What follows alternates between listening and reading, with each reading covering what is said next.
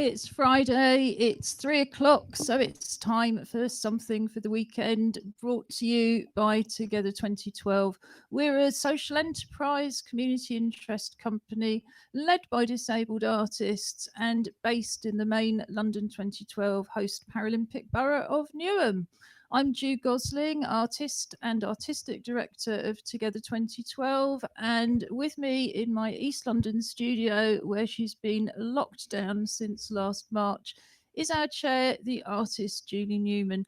Today we dress up to go out to stay in, so we'll be coming back to London for some audio description, proper introductions, and also an explanation of what we're dressed up to go out to stay in to do.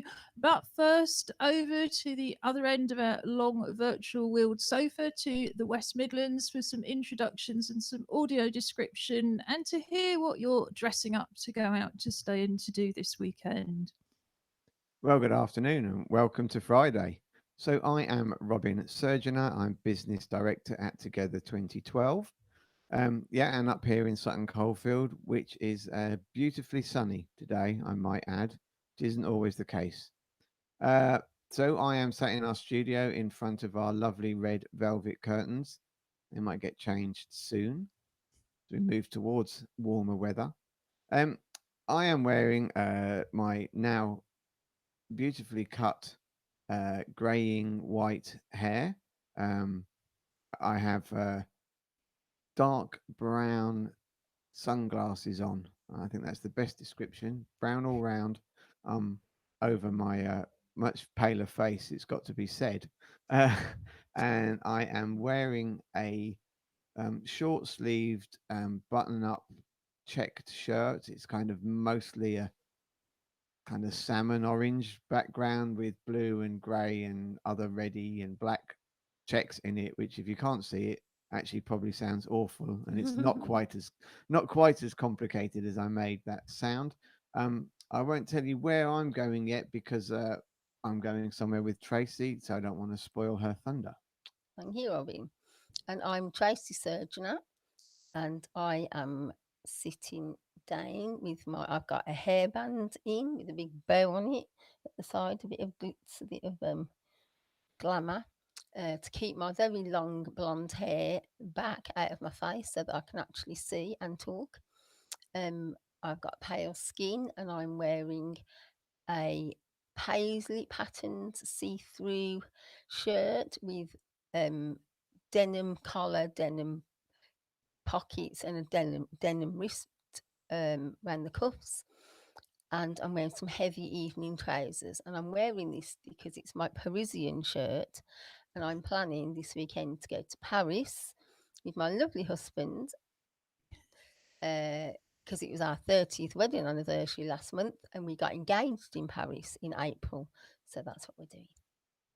So you're going to go to virtual Paris. I was going to say, I love the red curtains. They give a very good impression of being in a theatre, which is what we like. But I know we also have some sort of really flappy white background, but we like to think it gives the impression of being in a marquee over the summer. Might be as close as you get to a marquee, because as predicted a month ago on Together Unlocked, our previous show, all of the festivals are now steadily cancelling. But we will continue to bring you a very full and active programme digitally and by telephone. So, coming back to East London for some further introductions and audio description, I'll start with our background. You can see a little bit of the famous Together 2012 graffiti banner created by the participants in our club's programme, along with the organisation Graffiti Life back in 2014. And it's got images of all of the different activities that we cover in the course of a year, from poetry and spoken word, visual art, live art, music, photography, film, drama, dance, and probably lots more too. Behind us, you can see Well, I'll introduce the teddy bear later, but we have a teddy bear waiting to see if they're going to be eligible to wear a medal this week when we run our Clockwork Paralympics around about 3:30, and we'll have introductions to the West Midlands bear then at the same time. And both teddy bears are taking part as usual in the International Virtual Bear Hunt. So if you've got a child taking part in that, there's 2 more teddy bears to check off today. So, as I said, I'm Ju Gosling. I'm Artistic Director of Together 2012. I'm also known as the artist Ju90. Today, I am wearing a black leather flat cap, mercifully hiding my self styled hennaed corona crop. I've got pale olive skin, green eyes behind black plastic glasses, black wrist braces, silver coloured jewellery, and today I'm wearing a white t shirt with silver and burgundy outlines of, what do you call these, Julie? A board. Yes, little electronic A board. PCB, a printed circuit board. Circuit Thank boards. you, Thank Robin. you, Robin. I don't think I knew it was called that in the first place. And I am dressed up to go out to stay in to develop some new designs for our tactile instruments. I would say, please do look at our Join In From Home programme pages, and you will find a whole page on how you can make these for yourself at home. Unfortunately, I discovered just before we went on air that those pages are currently not working because they're hosted over in Canada. So I'm going to report back in a couple of weeks about how I'm getting on, and hopefully those pages will be up and running then too. But in the meantime, there is lots and lots to do in the Join In From Home pages, including activities. Join in with Tracy and join in with Sterre, and they're going to be presenting new activities later this afternoon. As well, we've got poems from the Pop Up Poetry Club, we've got artwork from the Together Art Clubs, and we have a very special interview with the poets. Well, Robin? Yeah, with 2 poets well known to Together, Richard Downes and Wendy Young. I'll say more about that later. Brilliant. So lots and lots to look forward to. So last but by no means least, Julie Newman, who are you? And what are you dressed up to go out to stay in to do today? Hi, I'm Julie. I'm the chair of Together 2012. And currently I'm dressed up as Morgan, the Magnificat, who was indeed a very magnificent cat. But I'm dressed up as Morgan because I'm going to be the sidekick to Maleficent, the Magnificent. And together we're going to save the dragon from that pesky George. I have a nice stick just here, which I'm going to use to fight George off if necessary, although I'm not a great one for fighting. But I think, let's not celebrate the killing of the dragon anymore. I think we should move on with the times, and let's get with the 21st century. So, just to add to that introduction, for anyone who's completely confused, today, being the 23rd of April, is also St. George's Day. So, St. George is the patron saint of England, but also of several other countries. And I can't actually spot the bit of paper to be able to tell you which ones, but we might come back to that. So, today is St. George's Day. I'm not sure the dragon story was completely true in the first place. Oh, it's certainly been around a long time. Anyway, what I'm wearing is a navy blue colander on my head, on top of a sort of brown and white and black ski hat with ears coming down and strings attached. I have to have that on in the manner of all good nights, as opposed to good night. But good knights always wear something underneath their armor. I also have a white T-shirt which has got a very nice sort of manifestation of forests, because I imagine I'll have to go into the forest, and which you can't see at the moment, there's a little orange fox down there. But I'm also currently wearing a small tabby, not the Magnificat Morgan, but the Magnificent Dolly, or Jinx as she's known formally. Yes, as regular viewers will know, our shows, well, They get invaded by cats and co presented by dogs. If you want to know anything more about our animal hosts, there is a special page on our website on the pull down menu under Together 2012 TV. You can also, on that pull down menu, find highlights and links, and you'll see the highlights and links from today and previous shows there. So, all of the things that we refer to, the pictures we show, the things we recommend, you can just go very easily to that page. It's up by about 6 o'clock. And we also replace the live recording with an edited recording around 8 o'clock. So, if you like kind of slightly more stable sound and you'd like the inevitable kind of visual glitches taken out, then yeah, recommend the recorded show. That will be up about 8 o'clock. Sorry, I look at you, Julie, and I'm absolutely lost for words, but it just goes to show what happens, what you can do if you're a creative person, if you're locked away from your own wardrobe for more than 12 months, but you just start thinking a bit laterally about everybody else's things. So we're going to move on mercifully to this week's Pop-Up Poetry Club. The Pop-Up Poetry Club takes place on Wednesdays from 10:30 to 12, and it's based on a telephone group. We call you and we pay all of the costs. So Julie, trying to remove her poems from underneath the cat's claw. What was this week's theme?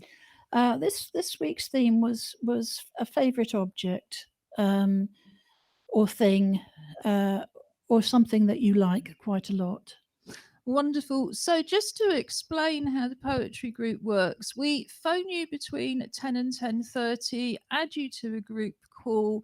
The first part of the group is about, well, apart from introductions and possibly some voice exercises or some breathing exercises, we share poems that we've found or we've written. Then we have a break to write, and then we call you back and people share their poems. Obviously, you don't have to write an entire poem in half an hour, but it's amazing how many people do. So, we're just going to read out a selection from this week. And I'm going to start off with Crystal Peasy, who says pom poms and mobile, meaning those are her favourite objects. My mobile when I feel low, I can call many people and tell them how I'm feeling, and my phone is my lifeline. Also, I like making pom poms, and these pom poms I made yesterday. I have many different pom poms. I have mobile pom poms on my wall, and it's many different colours. And I like making pom poms and enjoy making them. I also decorate my flat with pom poms and give them as gifts to people. We started pom pomming, I think, back in about 2017, and it's just never stopped since. So thank you for that, Crystal Peasy. Julie, could I have, well, let's have Alison Marchants next. Alison is an international installation artist. That was a bit of a tongue twister. And she also works 3 days a week leading our club's programme. Alison's poem is Remembering Past Objects. An object crystallized in memory, something from childhood. From the archives of my young days, I remember many treasured objects. Dolls, books, models, gadgets, entrenched in memory, played out in our backyards. Something which connects me, both spiritually and archaeologically, to childhood, artifacts of lives. Being extremely absorbent, these objects hold time, emotions, events, extinct music. Great. Thanks, Alison. Robin, I think you or Trace, whichever one you've got up first, read that. Okay. And I'm going to read a poem by Dawn Barber, and it's called The Kettle. I use my kettle quite a lot through the day. It's silver with a wooden handle and a blue light. To make a cup of tea, it's fairly new. Our kettle do quite a job. Give us a nice cup of tea. They make the water nice and hot for us. So on a cold day, it's nice to get home and put your kettle on to warm the insides of your body and make you feel really cozy. I never thank my kettle, but now I do. Thank you for that, Dawn and Tracy, for reading it so well. Yes, I looked at that and looked at I read it earlier and I looked at kettles in a completely different light after that. This is Pizer Malik and it's called Clock. My favourite object is a clock. All day long it goes tick tock, tick tock. That rhythmic sound is a lullaby to me, as it helps me to feel sleepy. Although some people are disturbed by the sound as it makes their heads go round and round, I like and treat clocks as my friends. They come in different sizes, colours, and designs. I hang my clocks everywhere bedrooms, toilets, and hallways so I get to appointments on time. All favours would then be mine for being punctual and regular, medical checkups in particular. Thank you for that, Pizer. And Robin, I think you've got one from Dwayne Uh, Bryan. I do. This is from Dwayne Bryan. It is called Growth. Flowers and plants always grow, did you know? If you held a sunflower or a daisy to your face, it will blow. Trees and flowers flourish and bear fruit. You can buy flowers and plants from any shop that sells trees. You can get what you want for a decent fee. I have a garden myself, but it's not much to look at. It's quite plain and simple. One day, I might decide to grow something there if the landlord lets me. If he does, beauty will always be next to me. Oh, thanks, Dwayne. That's lovely. Yeah, thanks, Dwayne. And I know Dwayne has always been involved in gardening projects. So, yeah, it's a sad reminder that we're not always allowed to plant things where we actually live.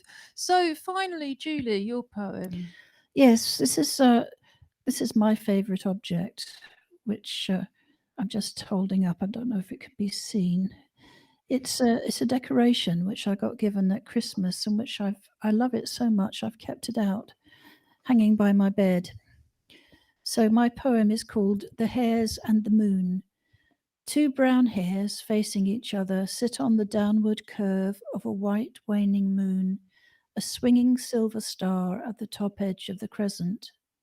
No gyrating in the moonlight, no ears intertwined as three dance their circle, but peaceful repose sitting in the heavens, listening to the song of the universe, their stories now part of time, Boudica freeing her sacred hair, hiding under the skirts as Melengeth found her sainthood. Ancient heroes of ancient tales stay their ride as moonbeams lessen, pausing, resting, waiting till their mistress the moon charges them to resume their gavotte. Thank you, Julie. I recognised quite a few references there. So all of those poems will be up by 6 on our pull down page from Together 2012 TV, the highlights and links page. And I might just get Julie to pop a note in for anybody that's interested with some further links to explore looking at some of those references. But now we're going to move on to the Together 2012 Art Club, which meets on a Tuesday and Friday morning. And we're going to start off with some work that they've just sent in from this morning. If you want to join the art club, it runs on Zoom on a Tuesday and Friday from 11 to 12.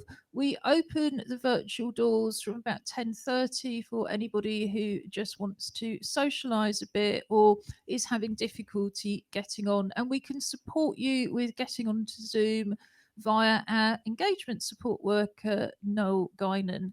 And what we're doing at the moment is focusing on still life. So Alison Marchant is creating a still life, taking a photograph, sharing that photograph on Zoom, although we can also email it or text it to you, whatever is going to be clearest.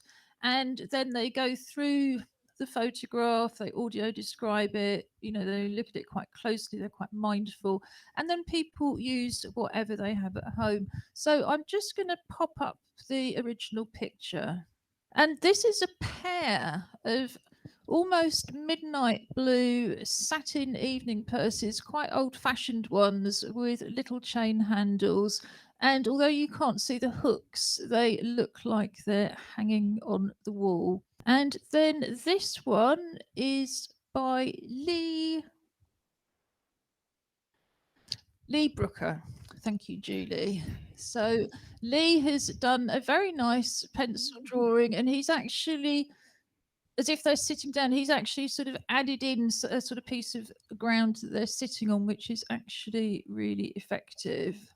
And then this is Safia, who has done hers, I think, with blue and black felt tip, and has really got the shapes in there beautifully. So well done, Safia.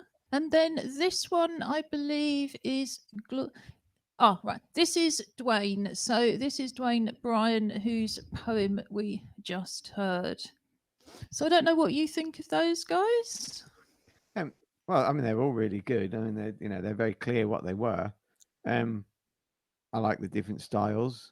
And certainly, I don't know if it was the lighting, but the right hand bag on Dwayne's picture almost appeared to have that kind of silken finish to it. Mm. Yes, I mean, the still life sessions are really great ways of just exploring and practicing different techniques. We used to, and will again, but we just don't know when we ran it in a physical venue, we ran it for 2 hours and just provided all sorts of drawing and painting materials for people to get on with. But as people have only got what they can draw on at home, it seemed better to sort of actually put in a subject. This is a picture that Glory Sengo was doing, because you can also come along and do your own artwork. And Glory has always done a lot of felt tip with people. So he's got 3 people at the top and 4 people at the bottom. And there's a blue shape that actually I didn't have a chance to talk to Alison, could even be inspired by the bag, but actually also looks like it could be a boat. It could be anything indeed. I must check it out. So apologies to Glory. The other thing that people do with the art club is Tuesday we have a make and natter session. Again, on Zoom we've cut that down from 11 to 12, but then of course we encourage people to carry on with their activities once we're off the screen again. So with make and natter, people are encouraged either to bring any kind of craft project that you're already doing, or you can join in with one of our activities, which are always based on things you have at home, usually recycled materials. So at the moment, we've got Duncan Bridgestock still working on collages, and Duncan's making fine art collages out of recycled paper and cardboard. So here's the first one, and I'm going to ask Robin to audio describe. Okay, so what we have here is a rectangular piece of card, and a number of basically L shapes cut out and stuck flat onto the card. Um, and it kind of looks like a maze. I think that would be the best description of it. If you can imagine lots of routes through, or one of those puzzles you get in a book where you have to start in one side and work your way through. But intriguingly, there are many ways through on this one, and I wouldn't know which one to go with. But it's a really great kind of visual image. Yeah, that's a great description. I'm just going to pop up Duncan's other one. Okay. And now this one again on probably an A4 piece of white card or paper.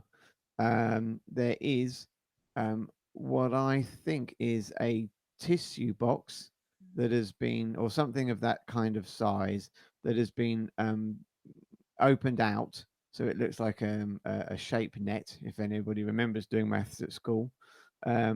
Almost is the shape of an aeroplane, actually. And I think with some red paper or red tissue stuck over the top of that.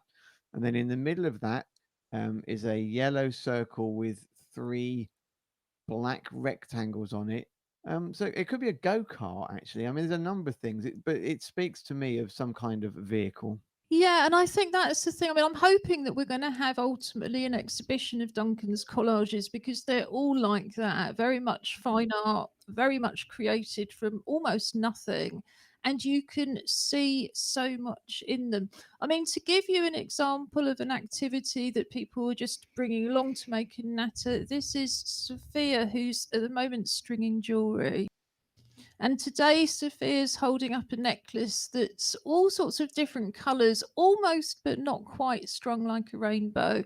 And she's also wearing, I think, around her neck, another one that I think we saw last week, in fact. So Sophia is jewellery making. And again, that's just an example of, bring along anything you've got. The other thing the group is actually working on at the moment is weaving using just the side of the cardboard box or the back of a cereal packet to make a loom, and using any wool they've got, including unraveling sort of old useless jumpers and things, bits of rag, bits of ribbon. And this is Crystal Pease's latest. And what I love about Crystal's is she's actually using a knotting technique. So she's almost taking a loom and then using some of the techniques you'd use in a rag rug. And that's just very, very colourful. And again, you can see it would make a lovely hanging. So thank you very much to everybody who's been participating in the clubs. It's very easy to join. Anybody can join if you're disabled, and you can access us by phone or Zoom. Just get in touch, info@together2012.org.uk, or all of the details are on the website, and we'll sign you up. All that you need to do is follow the links we send you. You get reminders, and it's absolutely not compulsory to come every time. We run art clubs, we don't run an institution. So it's very much something you can come to when it suits you. Of course, we understand that people have appointments, people have days they don't feel like it. So don't let that put you off. But if you don't feel like being sociable and you still want to join in, there's lots of activities on the website, including, as I said, join in with Tracy page. And I'm now going to get the first image up and get Tracy to talk us through this week's activity. Right. Well, this week I'm still looking at things I can do with using things from home, and using bottle tops, variety of sizes and colours. So this week we've got an old CD, a selection of white bottle tops with a larger bottle top that is a bluey purple colour, and of course my trusted glue gun. Now this is something, if I was asked what I'd want to take with me on a desert island, it would definitely be a solar panelled, solar charged glue gun, because they're amazing. You can do so much with it. So basically, I actually recruited a young person to do this for me, and she is literally just putting a blob of glue on each bottle top, and then sticking it down onto the CD. And we have made, which I hope you're going to like, a portable paint palette, which I thought was a really useful thing to do with these leftover things that would just end up in a landfill. And you can put your finger through the hole of the middle of the CD and hold it with one hand quite easily. Very easy to use, and I'm quite impressed with myself that I did it. I think it's so clever. I mean, this final photo is just showing somebody putting a different colour paint into each pot. Yeah, I just think it's unbelievably clever. It's just like the classic palettes where you have as you say, the thumb hole. Yeah. But you only have to take out as much paint as you need. And I think particularly when you're using something like poster paint or acrylic paint that's very, very liquid, it's actually in the commercial palettes really difficult. So that's a great idea. Thank you for that, Tracy. You're welcome. Thank you. So on our website, www.together2012.org.uk, go to the pull down menu under Together 2012 TV, and you will find Join In with Tracy and also Join In with Sterre. So I'm now going to put a very short film on from Sterre Ploeger, who's going to demonstrate yet another inclusive, accessible activity that you can join in from home. This one does require some art materials, but all sorts from the pound shop. Sterre, and this is Merlot. Hi, I'm Sterre, and I made a painting with colours, lots of colours. The colours were melting because it was hot. Oh.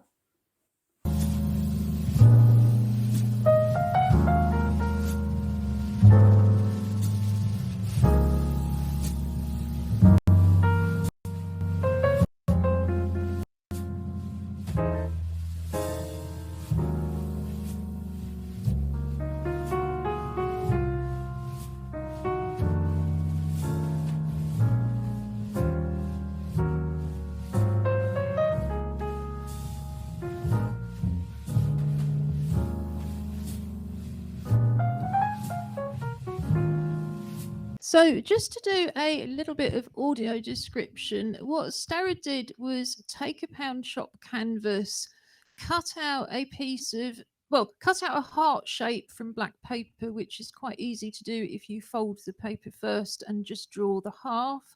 And then she stuck that, I think, using Prit onto a pound shop artist canvas. They used Yoo-hoo, I believe, to fix colouring crayons along the top of the canvas, and then used a hairdryer to melt the crayons. So you have all of the colours running down randomly over the heart, and the crayons still in position at the top. Although I think you can take the crayons off and reuse them.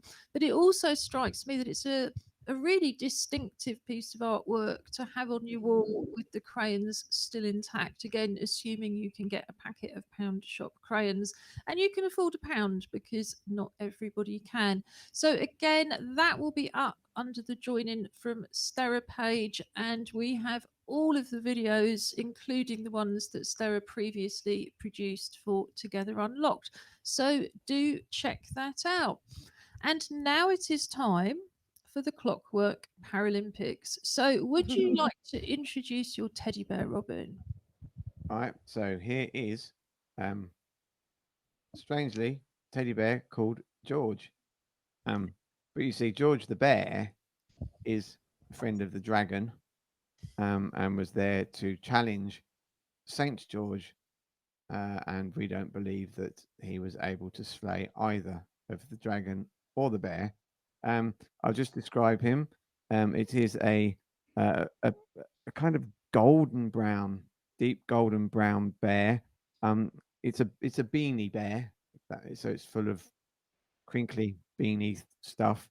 It's actually a limited edition bear from the 2002 FIFA Europe World Cup, and it is actually an England bear, so the nose has an England flag in it. Why is it from the West Midlands we either get posh bears or a toy that isn't a bear at all, pretending it is? So we have a home knitted lime green, smallish teddy bear. He's got a yellow knitted scarf, a red knitted top as part of his body, and blue trousers. And actually belongs to my assistant's dog, which is why he's not been competing to be a medal wearer before. The Clockwork Paralympics we started just about a year ago now, basically because there was no real sport to watch, and also because we quite enjoy watching Robin as a Paralympian getting more and more excited as time goes on about the fate of clockwork toys. But we're also very mindful of all of the Paralympic athletes who are currently training for Tokyo, not knowing whether it's going to go ahead, and also for Beijing for the Winter Olympics. You know, equally not well. I think Beijing is possibly a lot more likely than Tokyo, but in order to support our Paralympians everywhere and just have a bit of fun, we have the Clockwork Paralympics. And for the second week, we are back in the pool with our competitors, the Wind Up Crabs. So, to play this at home, you need to choose the side of the screen that you are going to support. Do you want the competitor on the right side or the left? Robin, it's up to you.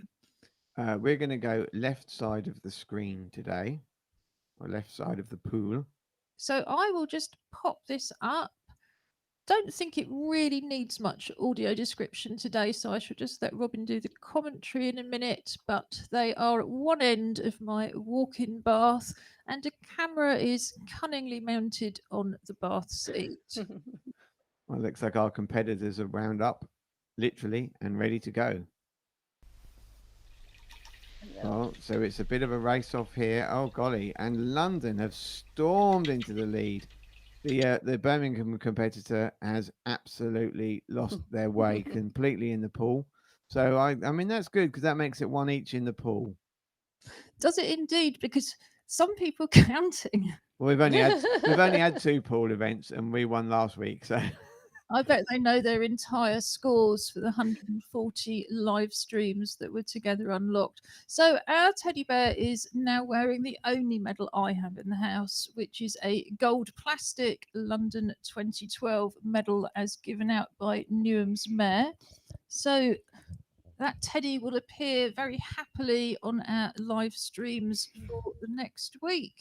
But now it's time for the week ahead, where we look at things that you can enjoy from home, mostly for free, online or offline. So I'm going to come back to the West Midlands and get you to start, Robin. okay. Well, the first thing I've got up. I'm just looking at the Well, wrong actually, email. tell us about Virtual Paris, because that all links in, doesn't it, to your dressing up to go out to stay in. It does, and I'm beginning to enjoy my virtual trips out, as it were, because I'm not going out. So yeah, this is I chose Paris because that's where we got engaged. And the site, all the details will be up on the website after the show. And the site I chose, you can do a number of different tours around Paris. So yeah, I was just yes. Did you want to choose one? No, go on. Yeah, so there's a number of different options. So yeah, I was just gonna choose one to go and have a nice romantic meal with my husband.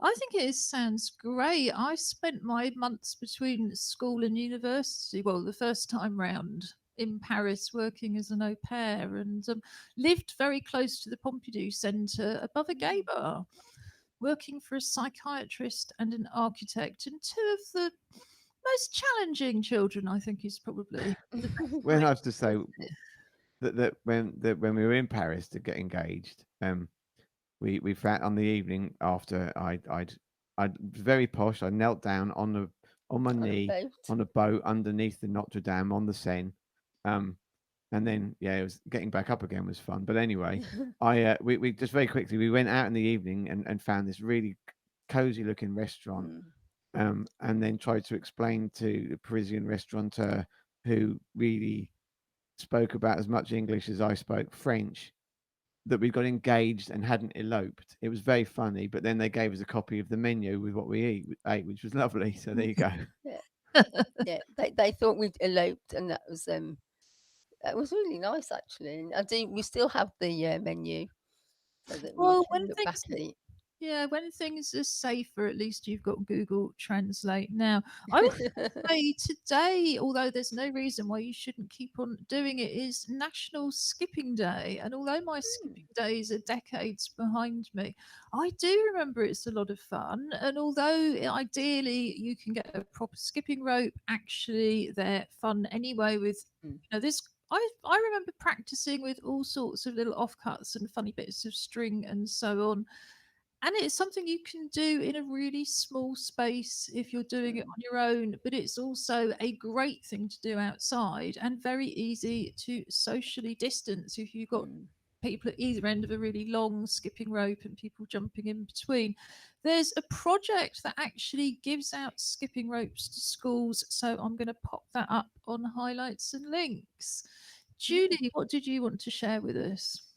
Just thinking about the skipping, I never was a great one with the skipping rope, although we had it at school. I was more of a skipping like Miranda Hart, where I was doing things. Michael McIntyre. That's it, just sort of little skipping around. For me, just very quickly, I'm looking at the list.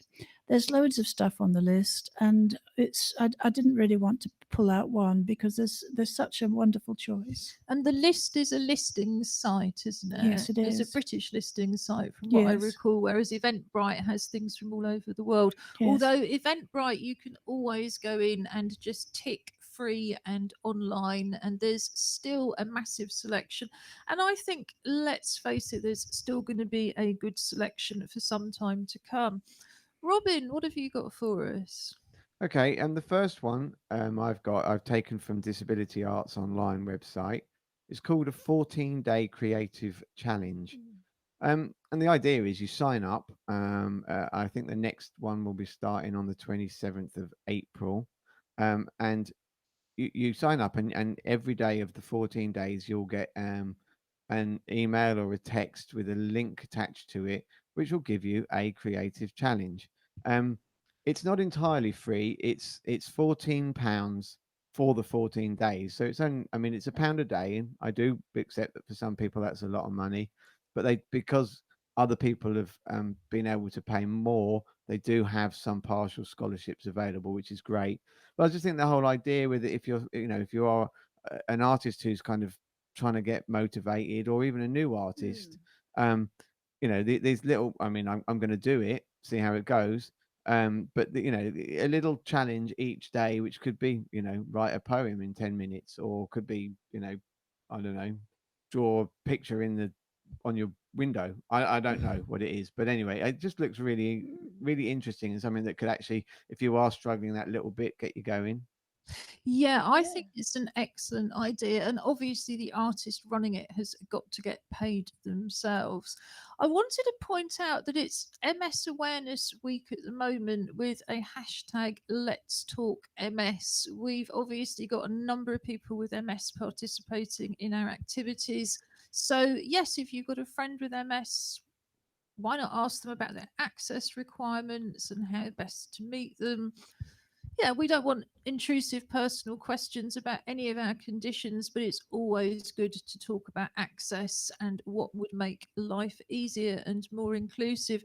And tomorrow, almost ironically, the UN's World Immunisation Week gets going. So, again, if there's anything you can do to promote vaccination to your friends, loved ones, and social care workers, indeed, then do go for it. It is, after all, World Immunisation Week. And just to add, they also celebrate St. George's Day in Bulgaria, Georgia, Portugal, and Catalonia and Aragon in Spain. All of those places have George as a patron saint. So who knew that? Julie, do you have something else for us? Yes, I've got a Visit London listing, which I quite like. And there's loads of tours and, virtual tours and looking around London, etc. I'm going to Kew Gardens. It's April, and there's quite a few virtual tours of Kew Gardens. And I really do need to get my head around being outside in April. Yeah, and hopefully before too long we will indeed be outside. But for everybody else who is also trapped in, partly because they can't get out of their front door and still socially distance, we will be here for the rest of the year, and almost certainly more to come from that. Do we have more to recommend from the West Midlands before we move on? You can go first. Okay. Well, as I said last week, I was watching the new show that started to making jewelry. It's a reality TV sort of show, but I watched it and it is amazing. I really enjoyed Yeah, it. we followed your recommendation Yeah. last week and put it on. Yeah, and it's in Birmingham. It's in the Jewellery Quarter, so I mean that's got to support the home team, haven't we? So when is that? Is it? Am I right in thinking it's BBC, so you can watch it on iPlayer? Yeah. And if it's Yeah. broadcast. Yeah, you can watch it on BBC iPlayer, and it's actually out on. Is it a Friday night? Well, I'm not sure because I think it's on a Tuesday and repeated on a Friday. We'll check that out and put that on highlights and links for anyone who doesn't have access to iPlayer. I thought it was fascinating because, yeah, I think you just wouldn't know. If you go and do a jewelry workshop in a community centre or something, you don't have access to the kind of things that they have access to. So a lot of it for me was just going, oh my goodness, that must be so useful. Yeah. I mean, I think today's outfit and activity in terms of me going off to tinker with crimping irons and things is all very much kind of inspired by The Repair Shop, which is another reality TV show that we both enjoy watching. So yeah, I think being able to be, as we say, stay home and stay creative, that is the secret of being well. Does anybody have anything they want to rush in at the last minute for the week ahead before? Yeah, I've got one more quick one. Something we've not talked about using very much, but actually it's a podcast. Again, it's from the ever productive BBC, but it's a podcast called The Lazarus Heist. And I've listened to the intro in the first episode, so it's actually coming out. It's on a weekly release, and it's basically it is an absolutely incredible story about North Korean sponsored hacking. There's like a hackers hotel somewhere in Pyongyang, which apparently does or doesn't exist. It's very much like that.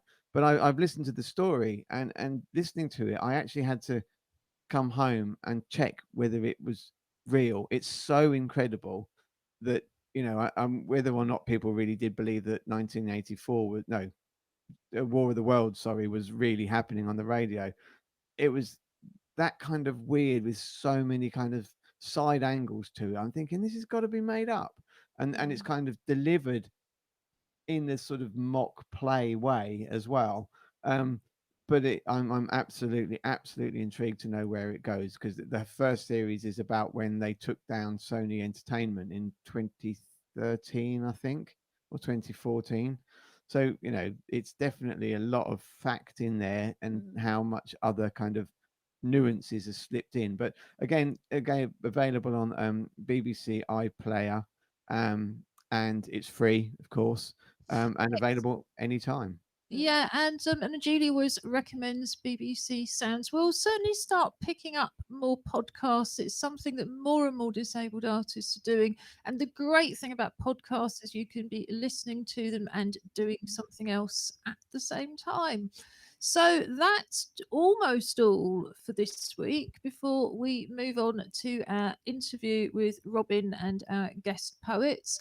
So if you'd like to join one of our art clubs, please do drop us a line, info@together2012,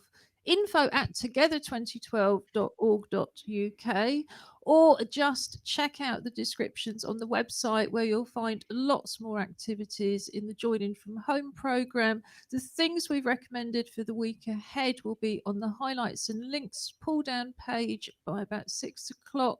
And there will be an edited recording of this show at 8.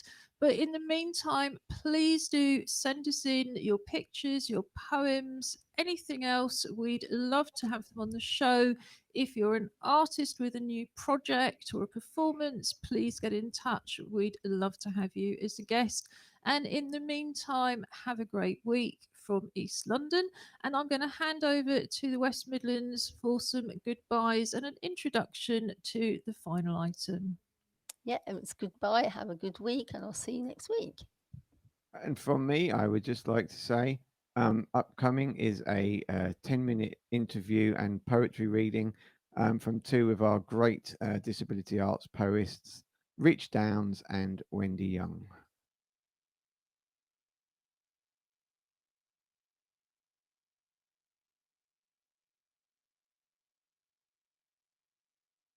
I would now like to introduce you to two fabulous poets from the world of disability arts.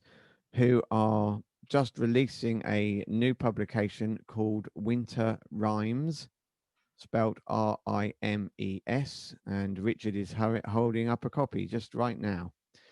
So first of all, without further ado, I'm gonna start with Richard Downs. So Richard, can you tell us a bit about yourself and the poetry book?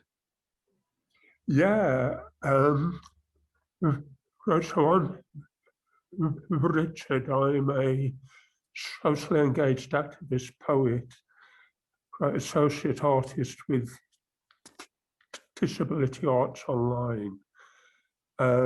This poetry collection started when Wendy, who is a close friend of mine, kind of emailed me and said, let's put together a collection.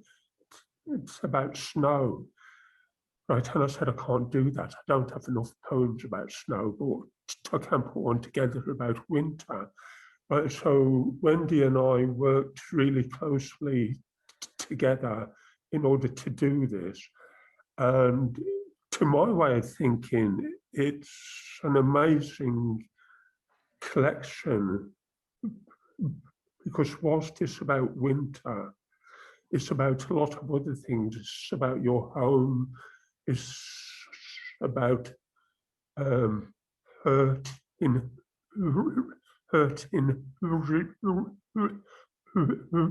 relationships, and about kind of different adventures we had in winter at kind of different times in our lives. Oh, that sounds really fascinating. So I'm going to turn to you now, Wendy. So would you like to introduce yourself? Yeah, nice to meet you. Thanks for having us on. Well, really, it was a suggestion, but Richard's a real go-getter. He just gets things done. And so I thought, oh, have I got enough poems? And he was absolutely right to turn it into winter, and the brilliant title that he came up with for the pamphlet. So I gathered together some of mine. Yeah, it's nice to sort of get them published when they're sat on a memory stick, you know. Well, that's it really. Coming back to you, Richard, just sort of how long did it take you to get your poems that you wanted to put together with Wendy's? Right, well, coincidentally, I had been working on poetry about winter. Right, and so my poems already existed, and all I did was send everything I have to Wendy, right, and say, match it. But Wendy is such a strong and gifted poet that she was able to. Right, and so she already had a stock. Right, and so it was quite easy to kind of have a collection, and we didn't even have to decide what went in because everything went in. Wendy, I guess really kind of similar question to yourself. I mean, you know, once you'd got all these poems, how did you decide what you weren't going to put in if you didn't put anything in? You know, and how, you know, yeah, and how you ordered them. Well, Richard sent me his, and I aligned them up. I looked at stuff, and I probably twiddled with a couple and added winter. So I did try to match them up with Richard. There's a sort of a similarity in the stories behind them. Let's hear some of those poems. Yeah, this one is called 100 Strokes, and it's about the last time I sat down with my mother. She asked me, oh, you brush your hair 100 times, don't you? I said, oh, well, I don't know, because I was a bit irritable. And it's sort of an apology. 100 strokes. Last time with Mum, it was winter 90. She said she brushed her hair 100 times a day. That's what you're supposed to do, isn't it? I, being ungirly, snapped, how do I know? Now I picture her alone, brushing her lovely hair, brushing her pride, a stroke for each memory, like a stroke of a whip, 100 strokes of punishment. A stroke for her son, long dead. A stroke for her daughters, long lost. A stroke for her only friend, her dog. A stroke for her past. A stroke for her guilt. A stroke for her mother. A stroke for him, Jim. When she threw his blue and white spotty snotty hanky left in the basin, he pulled her hair, and she, like a bull being lampooned in a ring, fought to get away from his one-fisted anger of strength, pulling at her hair with the gurning face of a devil, vice-like grip, a trip of sadism in his psychotic eyes. I am ashamed that I thought it wasn't so bad compared to everything else. But now I want to beat my head with my fists to appease, to atone, her humiliation, her screams. Jenny, who in service had eaten with gentry. Wildhood. I am turned on by sheet lightning, the heavy weather of my own hammer horror, hugging a lover, frightening myself for a strike, as some are struck by fists. My monster walks, runs, rains, faster, ali aster, water running in a gutter. I could have been a Nordic ice spirit.